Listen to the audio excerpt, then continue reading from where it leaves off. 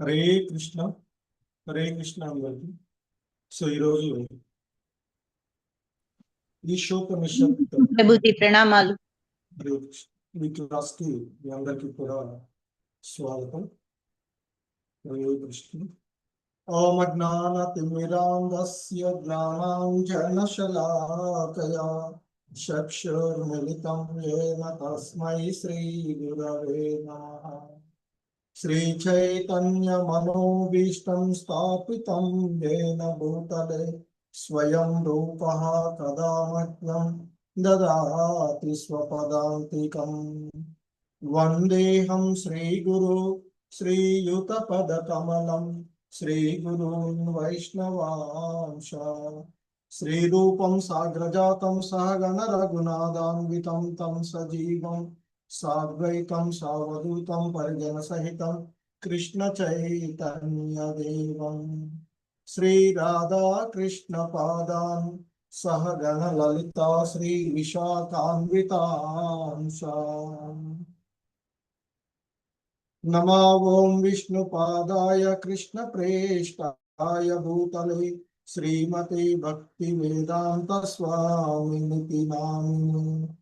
नमस्ते सारस्वते देवे गौरवाणी प्रचारिणे निर्विशेषा शून्यवादी पाश्चात्यदेशतारिणे। जय श्री कृष्ण चैतन्य प्रभु नित्यानंद श्री अद्वैत गदाधर श्रीवासादि गौर भक्तवृंद। हरे कृष्णा कृष्ण कृष्ण हरे हरे, हरे राम राम राम हरे हरे। हरे कृष्ण. సో ఈరోజు ఈశోపనిషత్ క్లాస్ కి అందరికీ కూడా మరొకసారి ఇస్కాన్ శ్రీ శ్రీ రాధా గోవింద ఆలయం తరఫున స్వాగతం, సుస్వాగతం. హరే కృష్ణ. సో ఈ ఈశోపనిషత్ అనేటువంటి ఈ గ్రంథానికి సంబంధించినటువంటి క్లాసులో మనము ఇప్పటి వరకు 14 మంత్రాలను పూర్తి చేసుకున్నటువంటిది. ఈరోజు 15వ మంత్రాన్ని మనము ఇస్కాన్ సంస్థాపక ఆచార్యులైనటువంటి శ్రీల ప్రభుపాదుల వారి యొక్క వివరణం ద్వారా ఈ మంత్రాన్ని అవగాహన చేసుకోవడానికి ప్రయత్నం చేద్దాము. హరే కృష్ణ. మంగళాచరణం. ఓం పూర్ణమద పూర్ణమిదం పూర్ణాత్ పూర్ణముదచ్యతే పూర్ణస్య పూర్ణమాదాయ పూర్ణమేవావశిష్యతే. హరే కృష్ణ. స్వప్నమాతకి. హరే కృష్ణ ప్రభుజీ. మొదటి మంత్రము. ఈశావాస్యమిదం సర్వం యత్కించ జగత్యాం జగత్ తేన త్యక్తేన భుంజీత మా గృధః కస్య స్విద్దనం.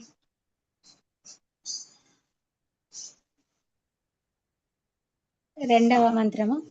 కుర్వన్నేవేహ కర్మాణి జిజీవిషేచ్చ తం సమః ఏవం త్వయి నాన్యతే తోస్తి న కర్మ లిప్యతే నరే. హరే కృష్ణ ప్రభుజీ. హరే కృష్ణ.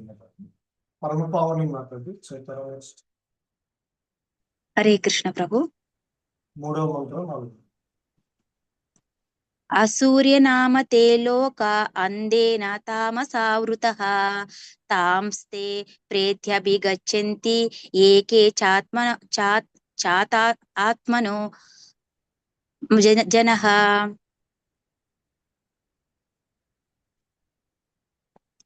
అని అని హరే కృష్ణ.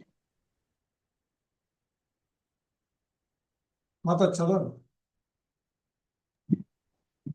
అనేజేదికం మనసో జీవియోసనైర్దేవ ఆప్తువన్ పూర్వమర్షత్ తద్ధావతో నాస్యతేతి తిష్ట తస్మిన్నోపి మాతార్ష్వ దదాతి. హరే కృష్ణ. సౌభాగ్య లక్ష్మి మాట్లాడి 5 అక్షరం. ఐదో మంత్రం ప్రభుజీ. వస్తుంది. ప్రణామాలు ప్రభుజీ. ఐదో మంత్రం. తదేజతి తన్నేచతి తద్దూరే తద్వంతికే తదంతరస్య సర్వస్య తద్ సర్వస్యాస్య బాహ్యతః. ఆరో మంత్రం. యస్తు సర్వాణి భూతాని ఆత్మన్యేవానుపశ్యతి సర్వభూతేషు చాత్మానం తతో న విజుగుప్సతే. హరే కృష్ణ ప్రభుజీ, ధన్యవాదాలు. హరే కృష్ణ. శశికళ మాట్లాడి.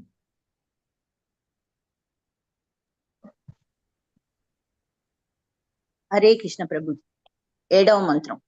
యస్మిన్ సర్వాణి భూతాన్యేత్ ఆత్మాభూత్ విజానతః తత్ర కో మోహః శోకః ఏకత్వమనుపశ్యతః.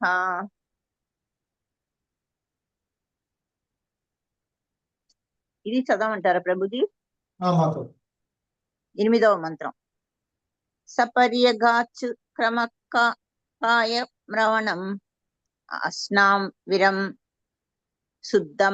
శుద్ధమపాప విద్దం కవిర్మనీష పరిభూ స్వయంభూ యదా తద్యతోర్దాన్ వెదతాచ్చ స్వతీభ్య సమాభ్యః. హరే కృష్ణ ప్రభుజీ. హరే కృష్ణ. మమతా మాతాజీ. ఎస్ ప్రభుజీ. హరే కృష్ణ.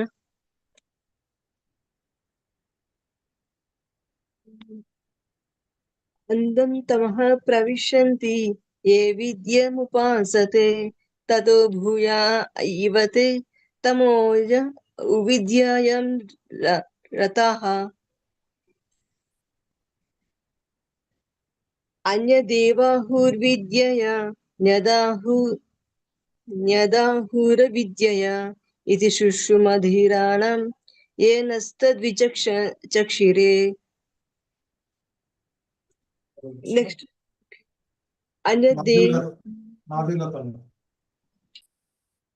హరే కృష్ణ ప్రభుజీ.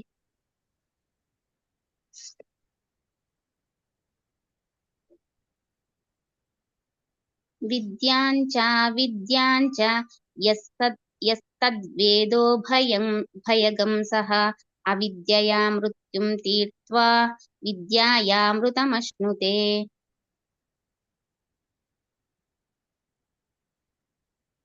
సహస్ర అంధం తమః ప్రవిశంతి ఏ సంభూతిముపాసతే తతో భూయ ఇవతే తమో య సంభూత్యాం రతాః. హరే కృష్ణ ప్రభుజీ. హరే కృష్ణ. లక్ష్మీ మాతాజీ.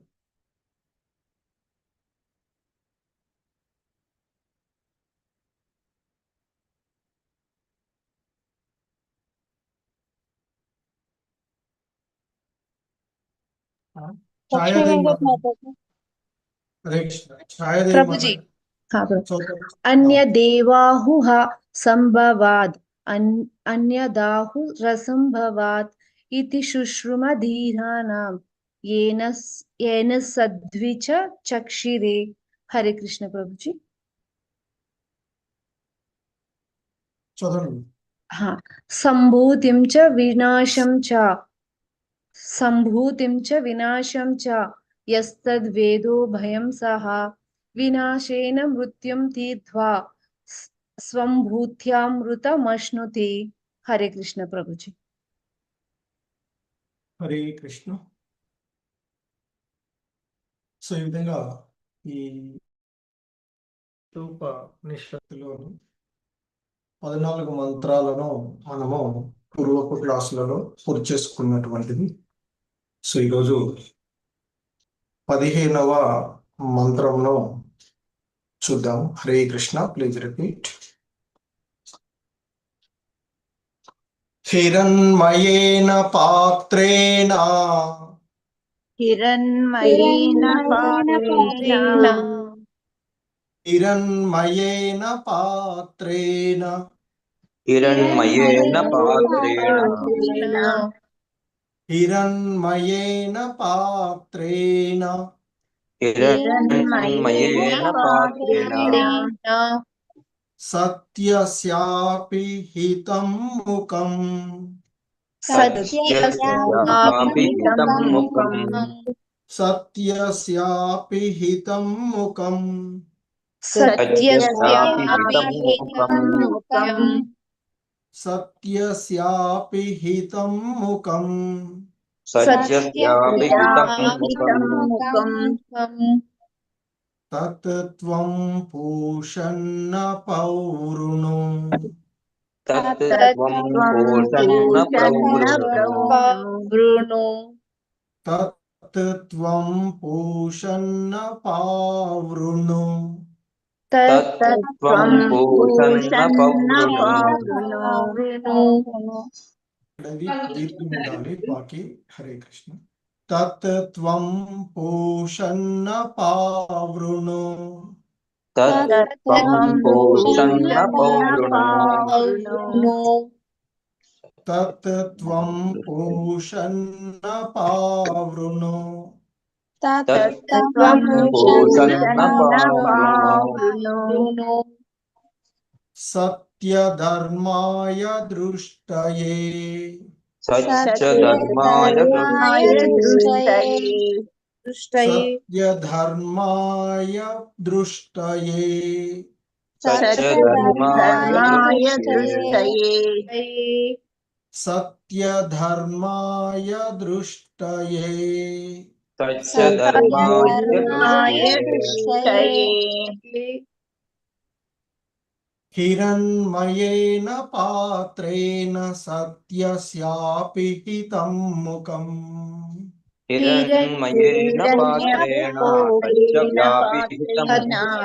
सत्यस्यापि हितं मुखम् హిరణ్మయేన పాత్రేణ సత్యస్యాపి హితం ముఖం हिरण्मयेन పాత్రేణ సత్యస్యాపిహితం ముఖం హిరణ్మయేన పాత్రేణ సత్యస్యాపి హితం ముఖం హిరణ్మయేన పాత్రేణ సత్యస్యాపిహితం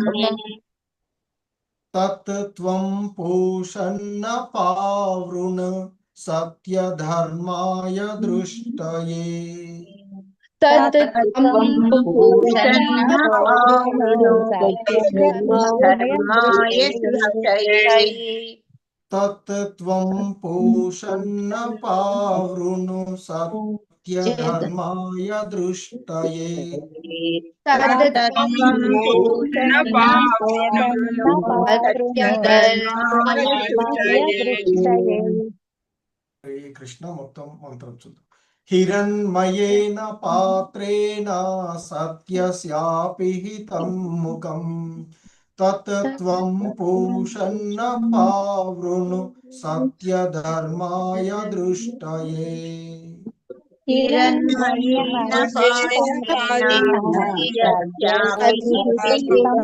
ముఖం పూషన్న పావృణు ధర్మాయ दृष्टये హిరణ్మయేన పాత్రేణ సత్యస్యాపి హితం ముఖం తత్ త్వం పూషన్న పావృణు సత్యధర్మాయ దృష్టయే హిరణ్మయేన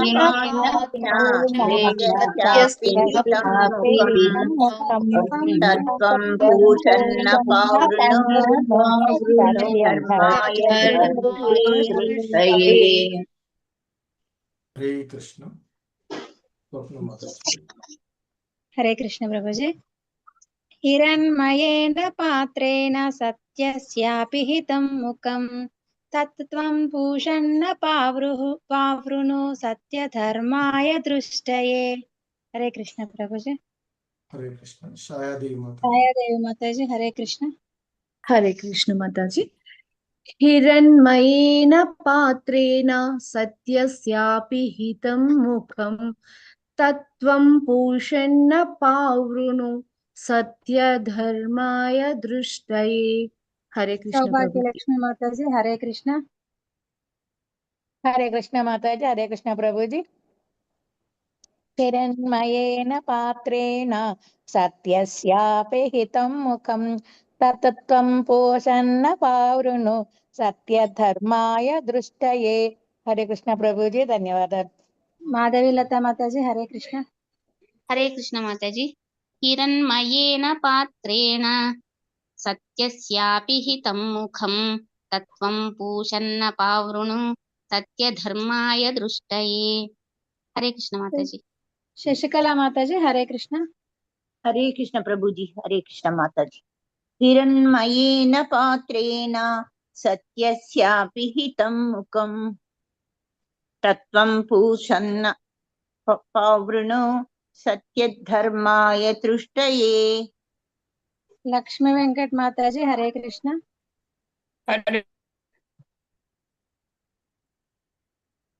हरे कृष्ण। हरे कृष्णम्मा। हरे कृष्ण प्रभुजी।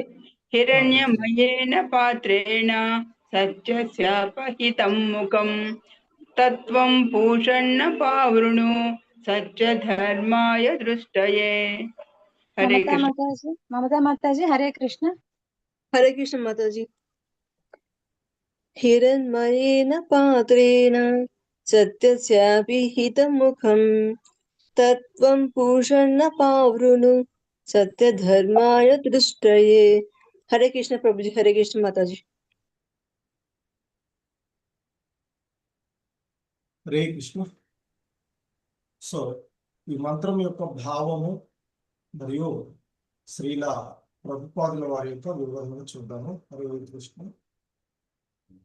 హిరణ్మయేన పాత్రేణ సత్యస్యాపి హితం ముఖం తత్త్వం పూషన్న పావృణు సత్యధర్మాయ దృష్టయే. హిరణ్మయేన అంటే ఇక్కడ బంగారు తేజోమయమగు పాత్రేణ అంటే దేదీప్యమానమైనటువంటి ఆచ్ఛాదనముచే అనే మీనింగ్ వస్తుంది. అలాగే సత్యస్య అంటే పరతత్వము యొక్క అపిహితం అంటే కప్పబడి ఉండడం. ముఖం అంటే ముఖము. తత్ అంటే ఏదైతే ఆచ్ఛాదనము ఉన్నదో ఆ ఆచ్ఛాదనము. త్వం అంటే నీవు, ఆ భగవంతుని అంటుంది పరమ పురుషుడు. పూషన్ అంటే ఓ పోషకుడా అని చెప్పబడుతుంది. సత్య ధర్మాయ, సత్య అంటే విశుద్ధమగు, ధర్మాయ అంటే భక్తుడు అని అర్థం. ఇక్కడ విశుద్ధ భక్తుడు అనే అర్థాన్ని ఇస్తుంది. ద్రష్టయే అంటే దర్శనమియ్యి అని అర్థం. సో ఆ భగవంతుణ్ణి, ఆ పరతత్వాన్ని ఈ విధంగా కీర్తిస్తూ ఉన్నాం. ఓ ప్రభు, సకల జీవుల పోషకుడా, నీ ముఖము దీప్యమాన తేజం చేత కప్పబడి ఉంది. దయచేసి ఆ ఆచ్ఛాదనమును తొలగించి నీ విశుద్ధ భక్తుడికి నీ దర్శనమొసగుము అంటూ, అంటే ఆ భగవంతుని చూడడానికి ఆ భగవంతుని యొక్క తేజము ఏదైతే బ్రహ్మజ్యోతి ఉందో ఆ తేజం చేత అతని ముఖాన్ని చూడలేకుండా ఉన్నది. మరి ఆ భగవంతుని యొక్క అనుగ్రహం ద్వారానే దాన్ని దర్శించుకోగలరు. అందుకే దయచేసి ఆ ఆచ్ఛాదనమును తొలగించి నీ విశుద్ధ భక్తుడికి నీ యొక్క దర్శనమొసగుము అంటూ ఈ మంత్రం యొక్క భావము మనము ఇక్కడ చూస్తూ ఉన్నాం. హరే కృష్ణ. సో ఇక వివరణంలోకి వెళ్ళినట్లయితే మనకి శ్రీకృష్ణ భగవానుల వారు భగవద్గీత యందు తన దేహం యొక్క తేజస్సు అంటే బ్రహ్మజ్యోతిని గురించి ఆయన చెప్తారు. ఏమనంటే బ్రహ్మణో హి ప్రతిష్టాహం ఆ అమృత స్యావ్యయస్య చ శాశ్వతస్య చ ధర్మస్య సుఖస్థైకాంతికస్య చ. అమృతమయము, నాశనరహితము, శాశ్వతము, చరమ సుఖము, అంతిమ సుఖము యొక్క సహజ స్థితి అయిన నిరాకార బ్రహ్మమునకు కూడా నేనే మూల ఆధారమును అంటూ భగవద్గీత యందు ఆ భగవంతుడు చెప్పినటువంటి అంశాన్ని మనకి ఇక్కడ గుర్తు చేస్తున్నాం. అంటే ఆ పరతత్వం యొక్క అనుభూతులు బ్రహ్మంగాను, పరమాత్మగాను, భగవానుడుగాను, మూడు తత్వాలు, మూడు విధాలుగా భగవంతుడు అనుభూతిమయ్యేటువంటి ఆ బ్రహ్మము అంటే ఆ భగవంతుని యొక్క దేహ కాంతిగా చెప్పబడేటువంటి ఆ బ్రహ్మం అనేది తత్వము ప్రారంభంలో ఉన్నటువంటి భక్తుల చేత కూడా అత్యంత సులభంగా అనుభూతమయ్యేటువంటిది అని చెప్తుంటారు. ఇక ఎవరైతే మరికొంత అనుభూతి చెంది ఉంటారో, మరికొంత పురోగమించి ఉంటారో వారికి ఆ పరతత్వము మూడు విభాగాలుగా ఉందంటే బ్రహ్మ జ్యోతి, పరమాత్ముడు, భగవాన్. సో మరి ప్రారంభ దశలో ఉన్నటువంటి వారందరికీ కూడా అనుభూతమయ్యేటువంటిది బ్రహ్మము అనేటువంటి లేదా బ్రహ్మ జ్యోతి అనేటువంటి తత్వం. ఎవరైతే ఆ భగవత్ అనుభూతి ఇంకా కొంచెం ఎక్కువగా మరింకొంత పురోగమిస్తూ ఉంటారో ఆ భక్తి మార్గంలో, ఆధ్యాత్మిక మార్గంలో వారికి ఆ పరతత్వము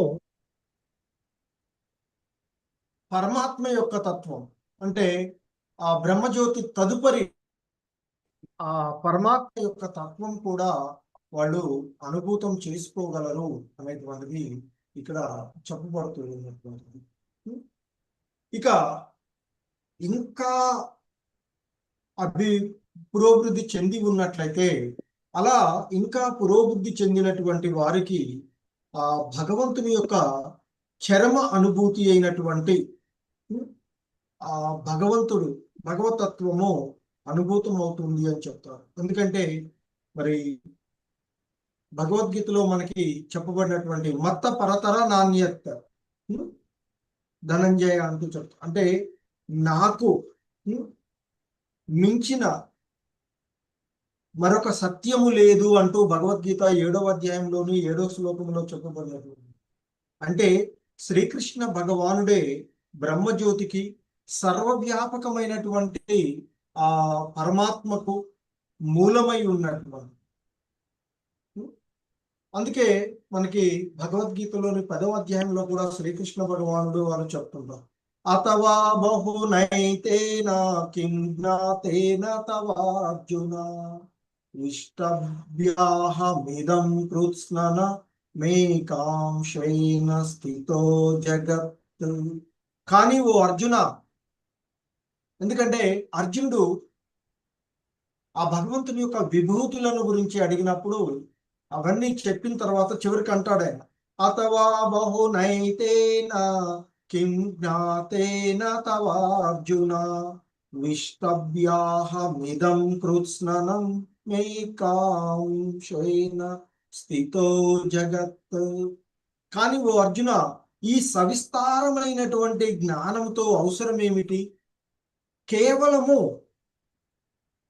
ఒక అంశ చేత నేను ఈ సమస్తమంతా వ్యాపించి పోషించుచున్నాను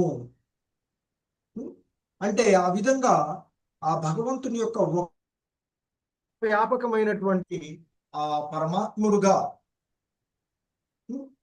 ఆయన అనుభూతమవుతూ ఉన్నటువంటి అంశాన్ని మనకి ఇక్కడ చెప్తూ ఉన్నటువంటి. సో అంటే ఆ భగవానుడు తన యొక్క ఒక్క అంశ చేతనే ఆ భగవానుడు సమస్త భౌతిక సృష్టిని పోషిస్తాడు. అందుకే ఇక్కడ మరి ఈ ఈశోపనిషత్ యొక్క శృతి మంత్రములలో భగవానుడు శర్మ పోషకుడుగా, అంతిమ పోషకుడుగా పూషన్ హిరణ్మయ పాత్రేణ సత్యస్యాపి హితం ముఖం తత్వం పూషన్ అని చెప్పబడుతుంది. పూషన్ అంటే ఇక్కడ చరమ పోషకుడుగా ఆ భగవంతుణ్ణి సంబోధించబడినటువంటిది ఈ మంత్రంలో మనకి 15వ మంత్రంలో చెప్పబడుతూ ఉన్నటువంటి. ఎందుకంటే ఆ శ్రీకృష్ణ భగవానుడు సర్వదా దివ్యానంద పూర్ణుడై మరి ఉన్నటువంటి వాడు. అటువంటి శ్రీకృష్ణ భగవానుడు దాదాపుగా 5150, 125, 150 సంవత్సరాలకు పూర్వము మరి ఆయన ఆ బృందావనంలో అవతరించినప్పుడు బాల్యలీలలు ఆరంభమైనటువంటి, ఆ బాల్యలీలల నుండి అతడు సదా దివ్యానందుడై నిలిచి ఉన్నటువంటిది. ఆ బాల్యలీలలోనే ఆయన రోజుల బాలుడుగా ఉన్నప్పుడే ఆ మహా రాక్షసులను సంహరించినటువంటి వాడు. అగాసురుడు, బకాసురుడు, పూతన, ప్రలంబుడు మునగు దానవులను ఆయన సంహరించినటువంటి విషయాన్ని చూస్తూ ఉంటాం. అదంతా కూడా ఆయన యొక్క వినోదంగా చెప్పబడుతూ ఉండేటువంటి. ఎందుకంటే బృందావనంలో ఆ బాలకృష్ణుడుగా ఉన్నటువంటి శ్రీకృష్ణ భగవానుడు తన తల్లితోనూ, సోదరునితోనూ, మిత్రులతోనూ కలిసి ఎంతో ఆనందమయంగా ఉన్నటువంటి, సో దివ్యానంద స్వరూపుడు ఆయన ఆ కృష్ణ భగవానుడు. సో అలాగే ఇంకా ఆయన యొక్క బాల్యలీలలో చూస్తే ఆ మహారాక్షసులను, అగాసురుడు, బకాసురుడు, పూతన వంటి వారిని సంహరించడమే కాకుండా మరి అంటే అలా సంహరిస్తూ వినోదాన్ని ఆయన పొందినటువంటి వారు. అలాగే ఇంకా తన సోదరుడైనటువంటి బలరాముడితోనూ, తన తల్లి యశోదామయ్యతోనూ, తండ్రి నందుడు, అలాగే అక్కడ ఉన్నటువంటి గోపబాలులందరితో కూడా కలిసి ఎంతో ఆనందాన్ని, అలాగే ఇంకా ఆ దానవులను సంహరించడమే కాకుండా ఆయన చోరత్వము అనేటువంటి లీల కూడా, ఆయన బృందావనంలో గొల్లబాముల ఇళ్లకు వెళ్ళేసి అక్కడ ఉండేటువంటి వెన్న దొంగిలించడము అనేటువంటి చోరత్వము అనేటువంటి ఆ లీలను కూడా ఆ మిత్రులందరితో కలిసి ఆయన ఎంతో దివ్యానందాన్ని అనుభవించాడు అని చెప్పారు. వెన్న దొంగ, చిన్ని కృష్ణుడికి మనకి చెప్పబడేటువంటి పేరు వెన్న దొంగగా. ఎందుకంటే అక్కడ ఉన్నటువంటి ఆ బృందావనంలో వాళ్ళందరి యశోదమయ్యకి వచ్చి వాళ్ళు కంప్లైంట్ చేసేవాళ్ళు, వారందరి ఇళ్లలోకి వచ్చేసి ఆ వెన్నను దొంగిలించేవాళ్ళు. అంటే ఆ వెన్న దొంగగా మారినప్పుడు అతడు చోరత్వము ద్వారా, అంటే అలా చోరుడుగా ఉండి ఆ మిత్రులందరితో కలిసి ఎంతో ఆనందాన్ని, మరి ఆ వెన్న దొంగ అనేటువంటిది ఆయనకి ఆనందమయమైనటువంటి పేరే తప్ప అది ఒక నిందమయమైనటువంటిది కాదు అని చెప్పుకుంటుంటాం. ఎందుకంటే ఆ విధంగా వెన్నను దొంగిలించడం ద్వారా తన యొక్క భక్తులకు ఆనందాన్ని కలగజేసినటువంటి వాడు ఆయన. సో ఆ బృందావనంలో ఆయన జరిపినటువంటి లీలలన్నీ కూడా, బాలకృష్ణుడుగా ఆయన జరిపినటువంటి లీలలన్నీ కూడా ఆ విశుద్ధ భక్తులను, ఎందుకంటే అక్కడ వచ్చినటువంటి గోపికలు, గోపురులు, ఆ గోప స్త్రీలు వాళ్ళందరూ కూడా ఎంతో మహర్షులు, ఎంతో అదృష్టవంతులు. ఆ బృందావనంలో వారు అక్కడ వచ్చారు. వాళ్ళందరినీ కూడా ఆనందింప చేయడానికే అతడు ఆ విధమైనటువంటి లీలలను జరిపాడు అని చెప్తారు. కొంతమంది రాక్షసులను సంహరించడము, వెన్న దొంగిలించడము, ఇంకా చిన్న కొన్ని చిలిపి పనులు చేసేటువంటి, అదంతా కూడా తన యొక్క భక్తులను ఆనందింప చేయడానికి ఆ కృష్ణ భగవానుల వారి యొక్క లీలలుగా చెప్పబడేటువంటి ఇవన్నీ కూడా. మరి ఎవరైతే పరతత్వాన్ని అనుభూతి పొందాలి అని అనుకుంటుంటారో అటువంటి వాళ్ళు ఈ శుష్క తాత్వికమైనటువంటి నామమాత్ర హఠయోగ కర్షత్వం ఇవన్నీ కూడా మరి అలాంటి వాళ్ళకి ఆ భగవంతుడు లీలలు తెలియవు అని చెప్తుంటారు. ఎందుకంటే శ్రీకృష్ణ భగవానుడు అతని మిత్రులైనటువంటి గోపబాలులతో కలిసి ఆడినటువంటి ఆటలు ఇంకా కూడా, ఎందుకంటే ఆ బృందావన లీలల్లో మనం ఇంతకుముందు కూడా ఉపదేశ అమృతంలో చెప్పుకుంటాం. ఈ భౌతిక జగత్తుల కంటే ఆధ్యాత్మిక లోకాలు, వైకుంఠ లోకాలు ఎంతో ఉన్నతమైనవిగా చెప్తారు. కానీ మధుర ఆ కృష్ణ భగవానుడు జన్మించినట్టు అవతారం తీసుకున్నటువంటి కారణంగా మధుర ఆ వైకుంఠ లోకాల కంటే కూడా శ్రేష్టమైనదిగా చెప్తూ ఉంటుంటారు. మరి మధుర కంటే బృందావనం, ఎందుకంటే ఆయన తన యొక్క మిత్రులతో కలిసి లీలలు జరిపినటువంటి కారణంగా బృందావనము మధుర కంటే మరింత శ్రేష్టమైనదిగా చెప్పబడినటువంటిది కదా. వైకుంఠ లోకాల కంటే మధుర ఎందుకు? ఆ భగవంతుడి యొక్క లీలలకు గుర్తులుగా ఉన్నటువంటిది ఈ భౌతిక జగత్తు. ఎందుకంటే ఆధ్యాత్మిక జగత్తుల్లోకి మనం వెళ్ళలేము, చూడేసి అంటే, కానీ ఈ భౌతిక జగత్తులో ఉండగానే మనం దర్శించుకోగలిగినటువంటి ప్రదేశాలు కనుక మధుర వైకుంఠ లోకాల కంటే కూడా శ్రేష్టమైనది అని చెప్తారు. ఎందుకంటే ఆ భగవంతుడు అవతరించినటువంటి కారణం. అలాగే ఆ భగవంతుని యొక్క లీలల కారణంగా బృందావనము మరింత శ్రేష్టమైనది అని, ఇంకా ఆ భగవంతుడు తన చేతులతో ఎత్తినటువంటి కారణంగా ఆ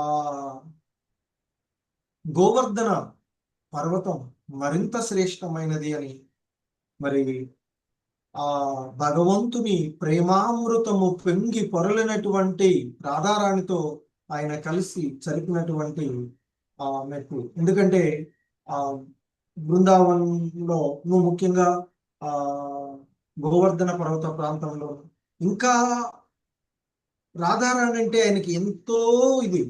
సో కనుక ఆయన యొక్క కుండం కూడా ఇంకా ఎంతో శ్రేష్టమైనదిగా చెప్పగలుగుతుంది. ఆ విధంగా ఆ భగవంతుని యొక్క లీల. సో అందుకే మరి ఆ భగవంతుడు తన యొక్క లీలలన్నీ కూడా తన యొక్క భక్తులను ఆనందింప చేయడానికి, అందుకే ఈ శ్లోకం ఇక్కడ మీ మంత్రంలో చెప్పబడుతుంది. కానీ ఓ ప్రభు, నీ యొక్క సర్వజీవుల పోషకుడు అయినటువంటి నీ యొక్క రూపాన్ని చూడడానికి, నీ యొక్క తేజస్సు చేత నీ రూపం, నీ ముఖము దర్శించుకోవాలి. ఎందుకంటే మనం సూర్యుని చూడాలంటే పగటి సమయంలో చూడలేము కదా, ఎందుకంటే సూర్య కాంతి అడ్డుకొస్తూ ఉంటుంది మన కళ్ళకి. అలాగే భగవంతుని దర్శించుకోవడానికి ఆ భగవంతుని యొక్క దేహ తేజస్సు ఏదైతే ఉందో, బ్రహ్మజ్యోతి ఏదైతే ఉందో అది అడ్డుగా ఉన్నటువంటి ఆచ్ఛాదనం, ఆ దేదీప్యమానంగా వెలుగుతూ ఉండేటువంటి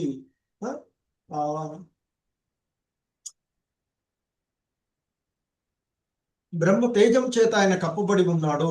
కనుక నీ యొక్క కరుణ ద్వారా నిన్ను నేను చూసేటువంటి భక్తులు, విశుద్ధ భక్తులు చూసే అవకాశాన్ని కలగజేయాలనుకున్నాను.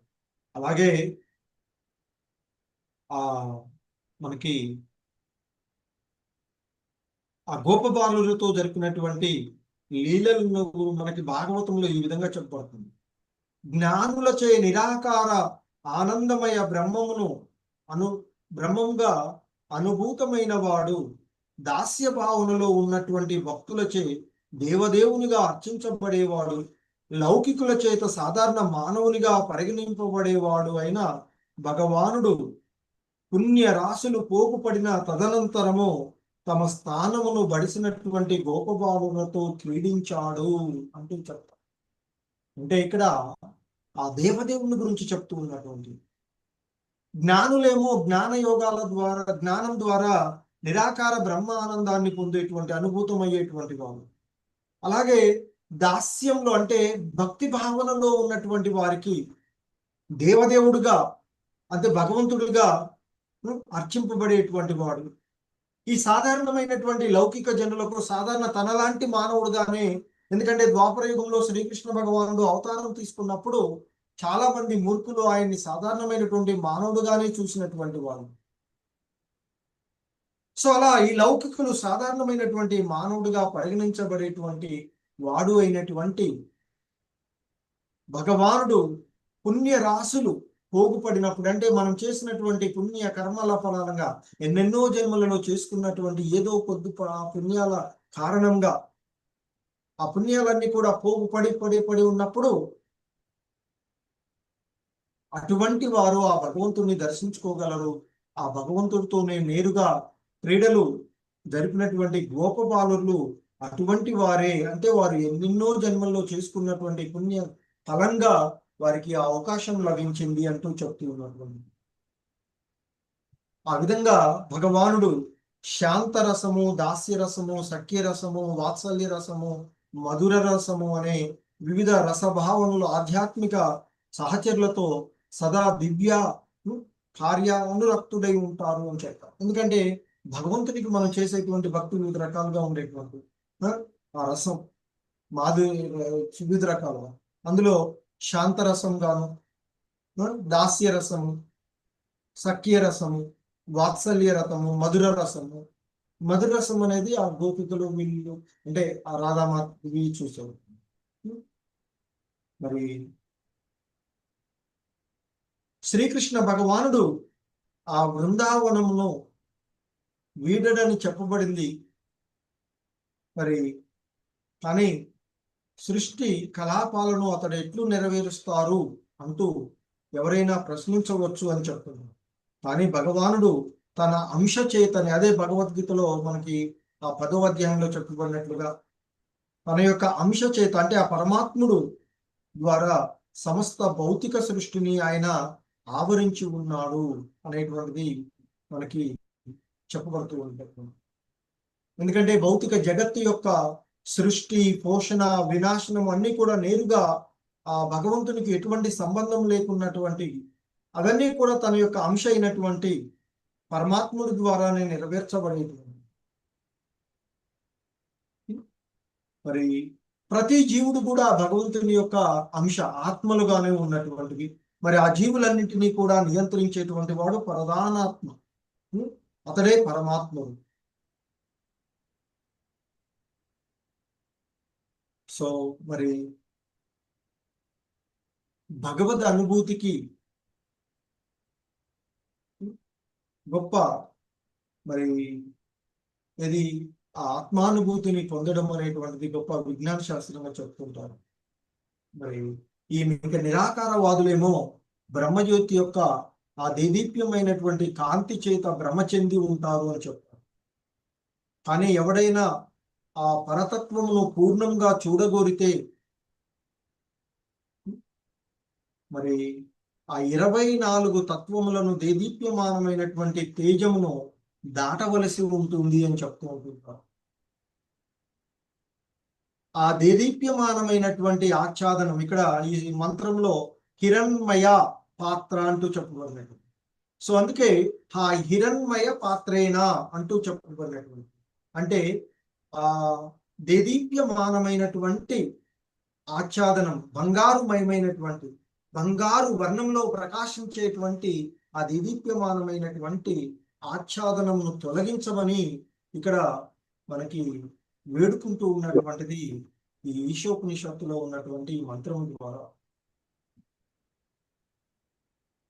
ఎందుకంటే భగవాను ముఖమును దర్శించగలుగునట్లుగా ఆ ఆచ్ఛాదనము తొలగబడనదే ఆ పరతత్వము యథార్థంగా ఎవడు కూడా అనుభూతి పొందడు. అంటే ఆ బ్రహ్మజ్యోతిని దాటకుండా ఎవడు కూడా భగవంతుని యొక్క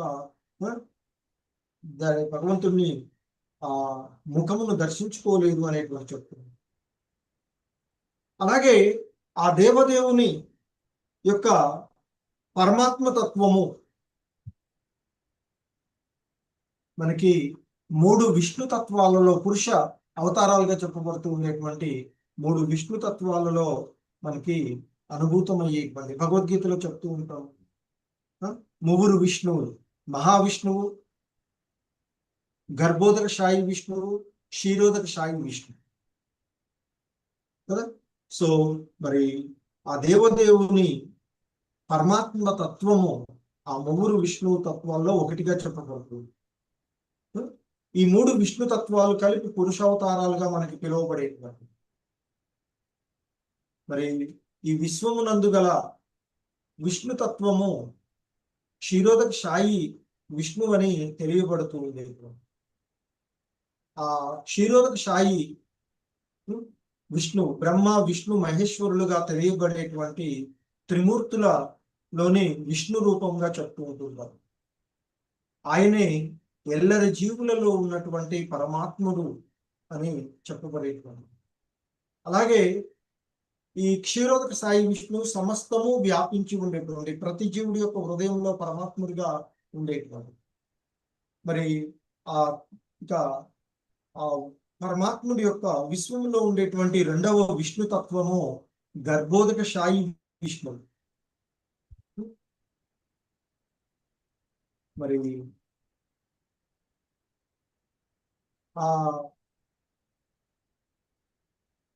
గర్భోదక శాయి విష్ణువు మరి క్షీరోదక శాయి విష్ణువు ఈ ఇరువురి కన్నా కూడా మరింత పరమైనటువంటి వాడు కారణోదక శాయి విష్ణువు అని చెప్తారు. ఆయనే మహావిష్ణువు, ఆయన నుండి మహాతత్వం. అతడు ఆ కారణోదక శాయి విష్ణువు కారణ సముద్ర జలాలలో శయనించి ఉంటాడు అని చెప్తారు. సర్వ విశ్వములకు సృష్టికత అతడే. ఆయన యొక్క దేహ ఈ స్వేద రంధ్రాల నుండి కోటాను కోట్లుగా బ్రహ్మాండాలు ఉద్భవిస్తూ ఉంటుంటాయి అని చెప్పబడుతూ ఉంటుంది.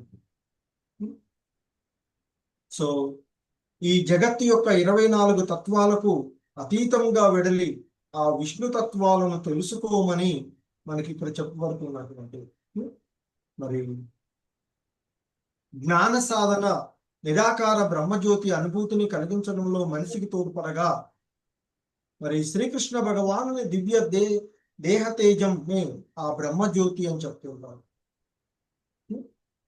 ఆ బ్రహ్మజ్యోతి అనేది ఆ భగవంతుని యొక్క దేహ తేజస్సుగా చెప్పబడుతూ ఉన్నారు. మరి కోట్ల కొలది విశ్వములలో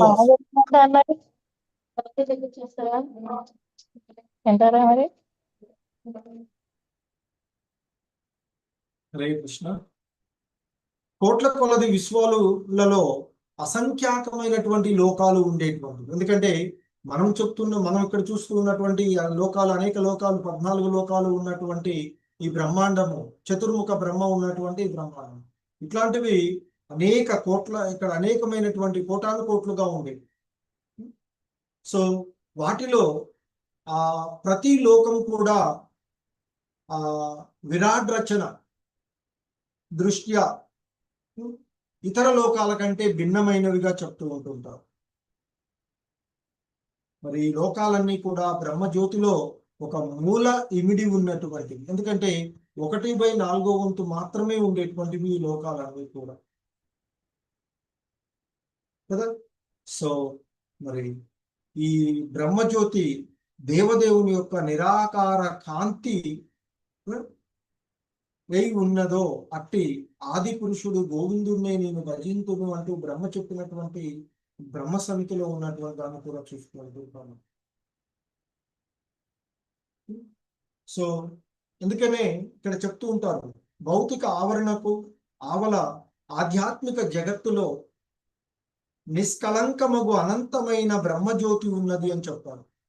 అట్టి శుభ్రమగు దేదీప్యమాన జ్యోతిని ఆత్మవిధులు సకల జ్యోతుల జ్యోతిగా తెలుసుకున్నవారు అతట వెలుగు కొరకు సూర్యకాంతి, చంద్రకాంతి, అగ్ని, విద్యుత్ మున్నగు వాటి అవసరం లేదు. మనకి భగవద్గీతలో చెప్పబడుతూ ఉంటుంది.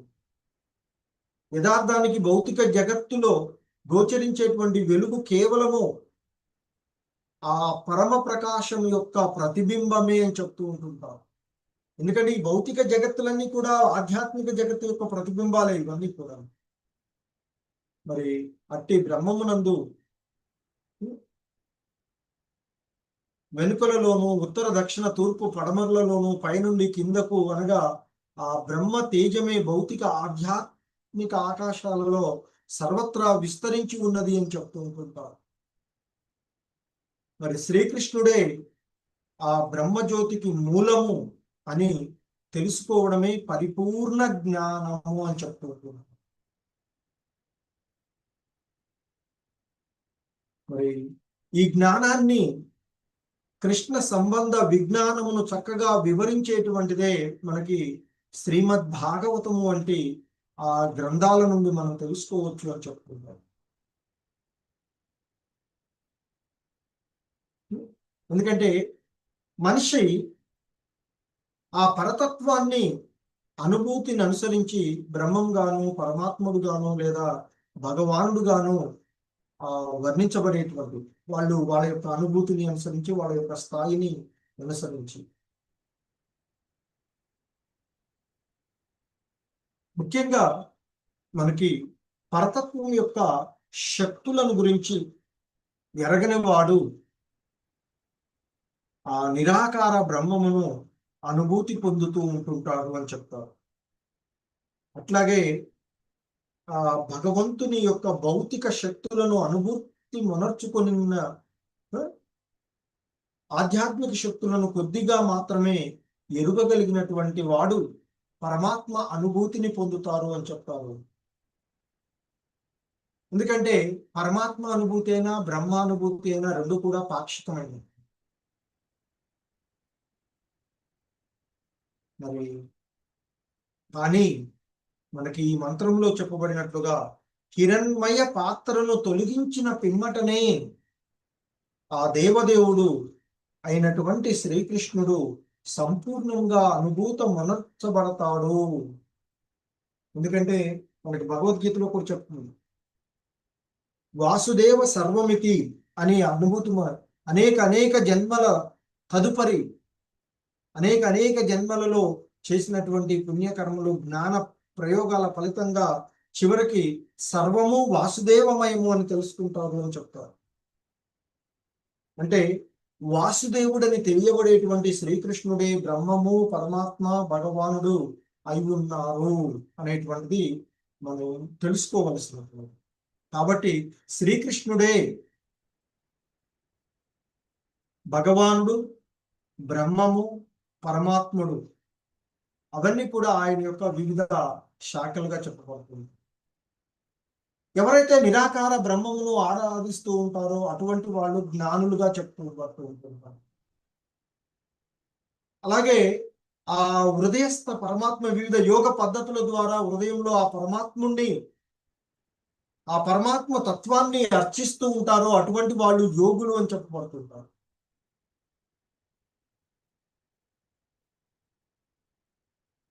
కానీ ఎవరైతే ఆ భగవంతుని సేవలో నిమగ్నమై ఉంటారో వాళ్ళు కృష్ణ భక్తులు. ఈ విధంగా 3 రకాలుగా జ్ఞానులు, యోగులు, భక్తులు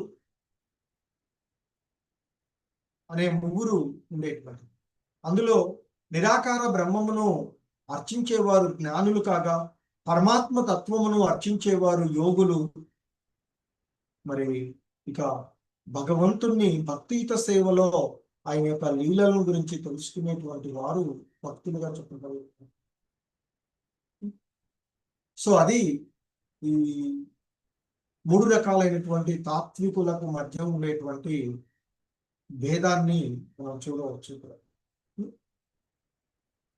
ముఖ్యంగా ఆ వేద జ్ఞాన సాధనను కావించినటువంటి జ్ఞానులు సాధారణంగా కామ్యకర్మ రతుల కంటే కూడా, అంటే ఈ లౌకికుల కంటే కూడా కొంత శ్రేష్ఠులు అని చెప్తారు. అలాగే జ్ఞానుల కంటే యోగులు మరింత శ్రేష్ఠులు. ఇక తమకున్నటువంటి ఆ శక్తి ద్వారా నిరంతరము ఆ భగవంతుణ్ణి సేవించేటువంటి వాళ్ళు, ఆ భగవంతుని యొక్క దాసులు, ఆ భగవంతుని యొక్క భక్తులు యోగుల కన్నా కూడా మహోన్నతులుగా చెప్పబడుతూ ఉన్నారు. సో కాబట్టి మనకి ఇక్కడ చెప్తూ ఉన్నటువంటిది ఏంటంటే ఆ కర్మిష్ఠుల కంటే, సాధారణ కామ్య కర్మలలో నిమగ్నమయ్యేటువంటి ఆ లౌకికుల కంటే తత్వవేత్త అంటే జ్ఞానులు ఉత్తముడు అని చెప్తారు. మరి ఆ జ్ఞాని కంటే కూడా యోగి మరికంత ఉత్తముడు అని చెప్తారు. మరి ఆ యోగి కంటే కూడా భక్తి యోగమును అనుసరిస్తూ కృష్ణ భక్తి భావనలో నిరంతరము నియుక్తుడయ్యేటువంటి వాడు యోగులందరిలోనూ కన్నా ఉన్నతుడు. అదే మనకి ఈ ఈశోపనిషత్తు బోధిస్తూ ఉన్నటువంటి అంశం. ఈశోపనిషత్తు ద్వారా మనం తెలుసుకోవలసినటువంటి అంశం కదా. సో జ్ఞానుల కంటే యోగులు, యోగుల కంటే భక్తులు మరింత ఉన్నతులు అనేటువంటిది. ఎందుకంటే భక్తి యోగము ద్వారా మాత్రమే ఆ దేవదేవుడు ఆ పరతత్వ అనుభూతి పొందగలిగేటువంటి. జ్ఞానం ద్వారా కానీ యోగ విధానాల ద్వారా కానీ మనకి ఆ భగవంతుని యొక్క పరతత్వం యొక్క పాక్షికమైనటువంటి అనుభూతి మాత్రమే కలుగుతుంది. సంపూర్ణమైనటువంటి అనుభూతి ఎప్పుడు కలుగుతుందంటే భక్తి మార్గం ద్వారా మాత్రమే. సో అదే విషయాన్ని మనకి ఇక్కడ తెలియచేస్తూ ఉన్నటువంటి అంశం. హరే కృష్ణ. జగద్గురు శ్రీల ప్రభుపాద్ కీ జై.